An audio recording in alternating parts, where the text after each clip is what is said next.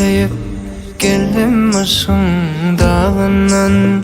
Ne ben atar kimse çeker ey bu derdi. Aşktan aslanır göğe boynumdan, gök titreyip çeker bilmedi ey bu derdi. Aşk eser etmese yanmaz çıralar, aşka düştü kuşlar ağlar buradalar. Ezilir kıymetli kuvvetli dağlar, dağlar taşlar çeker bilmedi bu derdi. Ezilir kıymetli kuvvetli dağlar, dağlar taşlar çeker bilmedi bu derdi.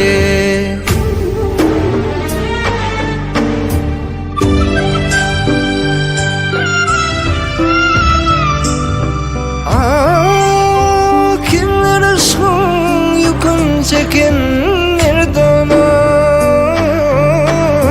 felek korkup düştü yerdana. Zemin cümmüş eylep kalmaz o girdaba, çöller düzler çeker bilmedi bu derdi. Zemin cümmüş eylep kalmaz girdana, çöller düzler çeker bilmedi bu derdi.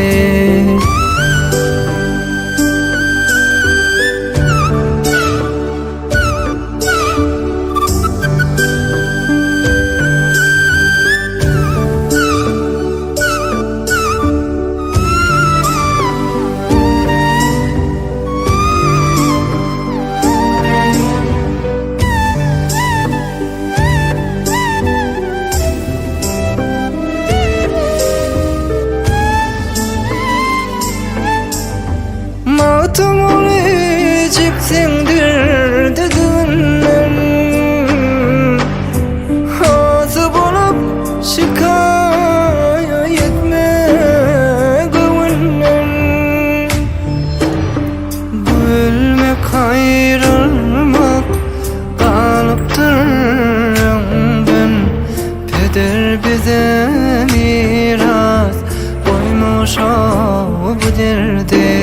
Bu ölmek ayrılmak kalıptır o yandan, peder bize miras koymuş o bu derdi. Peder bize miras koymuş o bu derdi.